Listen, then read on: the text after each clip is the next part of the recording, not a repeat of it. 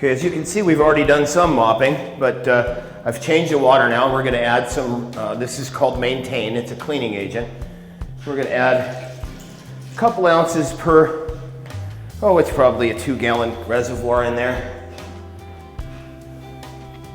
This, the Maintain kind of attracts the dust and gets the floor real clean. It's a no rinse cleaner.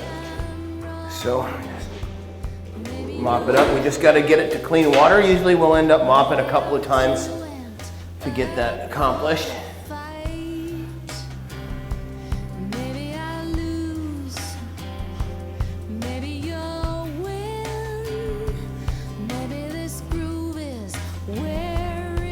All right, so this is the Renew. This is what we're going to use for a top coat on here, and we're likely to put 2, 3, potentially 4 coats on. We use a microfiber mop to put that on with, and we're looking to do very, very thin coats. They dry very quickly, maybe 15 minutes or so. So what I do is I just pour a puddle of that on the floor.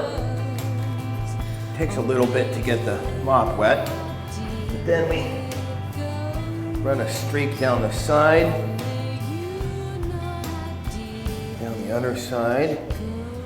Take that mop and draw it back and forth from wet to wet, like that. And just repeat that as we go all along. And like I said, we'll put on several coats.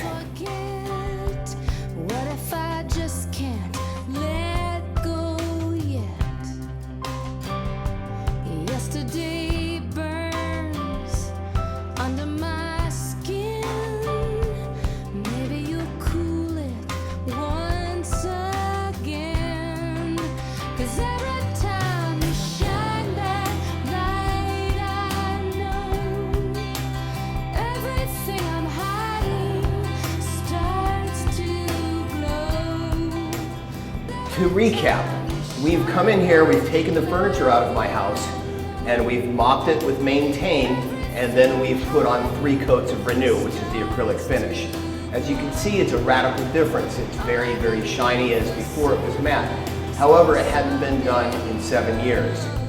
But if you want to keep it shiny all the time, you can come in and mop a coat of Renew on there anytime you want, right after you clean it. You don't need to take the furniture out, you don't need to sand it. You can just put 1 more coat of top coat on and it'll stay looking shiny like it does behind me all the time.